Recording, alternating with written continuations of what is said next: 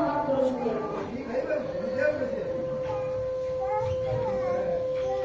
सभी महापुरुषों में स्वामी दयानंद सरस्वती जी की शान ही अलग है, निराली है। अन्य महापुरुषों में एक गुण होता है तो एक नहीं होता है। कोई विद्वान होता है तो योगी नहीं होता, कोई योगी होता है तो सुधारक नहीं होता, सुधारक होता है तो ब्रह्मचारी नहीं होता, और ब्रह्मचारी होता है तो सन्यासी नहीं होता, सन्यासी होता है तो सुंदर नहीं होता, और सुंदर होता है तो बलिष्ठ नहीं होता।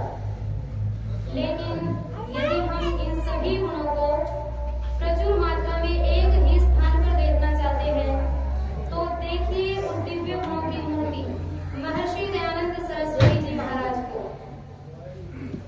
यदि आप उन्हें देखना चाहते हैं तो पढ़िए उनका जीवन चरित्र, उनका वेद भाष्य, ऋग्वेद आदि भाष्य भूमिका, सत्यार्थ प्रकाश आदि उनके ऐसे ग्रंथ हैं जो हमारे जीवन को बदल सकते हैं, अच्छा बना सकते हैं, निर्मल बना सकते हैं। हमारे ऊपर महर्षि दयानंद सरस्वती जी के अनेकों ऋण हैं जो भुलाए नहीं जा सकते हैं। विशेष रूप से जो नारी जाति है उनके ऊपर तो अनेकों ऋण है महर्षि के। माताएं ध्यान से सुनेंगी, पहले महिलाओं को पढ़ने का अधिकार नहीं था, गायत्री मंत्र बोलने का भी अधिकार नहीं था, और बोलने की तो बात दूर, सुनने का भी अधिकार नहीं था। यदि कोई स्त्री कहीं यज्ञ हो रहा है वहां से गुजर रही है, यदि उसके कानों में वेद की कुछ बात चली जाती थी तो उसके कानों में शीशा पिघला करके डाल दिया जाता था। ये दुर्दशा इस देश की नारियों की थी। लेकिन महर्षि दयानंद का प्रादुर्भाव हुआ और उन्होंने इस सोते देश को जगाया, नारी जाति को जगाया, उद्धार किया। तो आइए उस महर्षि परम ऋषि को याद करते हुए एक भजन सभी मिलकर के बोलेंगे। भूलेंगे न हम एहसान ऋषि तेरा, मरते दम तक भूलेंगे न हम एहसान ऋषि तेरा, मरते दम तक, मरते दम नहीं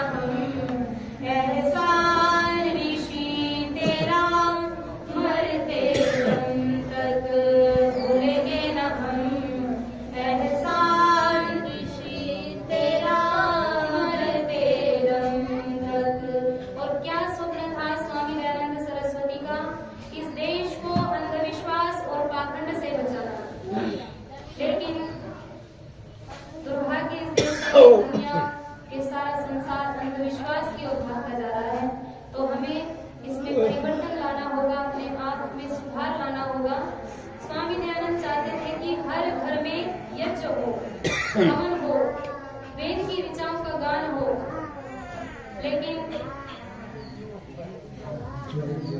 आज ये परंपरा जहाँ भी चल रही है वो भी हमारा सौभाग्य ही है।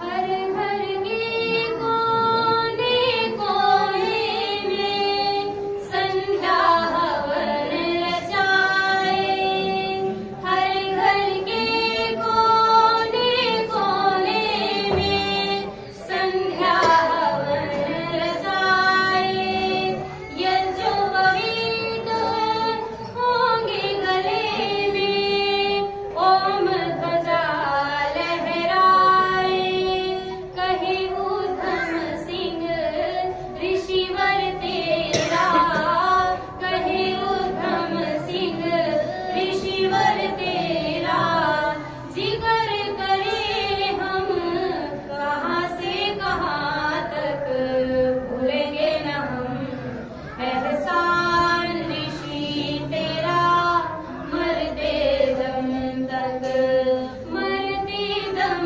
नहीं अगले जन्म तक, अगले जन्म नहीं सात जन्म तक, सात जन्म नहीं जन्मों जन्म तक, भूलेंगे न हम एहसान ऋषि तेरा, मरते दम तक, भूलेंगे न हम एहसान ऋषि तेरा, मरते दम तक, एहसान ऋषि तेरा, मरते दम तक। यदि हम स्वामी दयानंद जी के विचारों को अपनाना चाहते हैं तो हमें उनके द्वारा लिखित सत्यार्थ प्रकाश नामक ग्रंथ अवश्य पढ़ना चाहिए। हमारे मध्य में पुस्तक विक्रेता आए हुए हैं, इनके पास सत्यार्थ प्रकाश है। सभी यहाँ से लेकर के जाएंगे और लेकर के जाकर के घर पे रखना नहीं है, उसको पढ़ना है। यदि समय न मिले तो केवल एक पृष्ठ रोज अवश्य पढ़ें, और जब एक पृष्ठ पढ़ेंगे तो 2 पृष्ठ पढ़ने का मन होगा। इसी प्रकार से उसमें 14 समूलांश होते हैं, तो सभी समूलांश में एक एक बार अनमोल मोती की तरह है, इसको पढ़िए और अपने जीवन में उतारने का सभी प्रयास करेंगे। और यज्ञ हवन अपने घर में यदि दैनिक नहीं होता है तो साप्ताहिक अवश्य करें, यदि साप्ताहिक भी संभव नहीं है तो मासिक और वार्षिक तो अवश्य ही करें।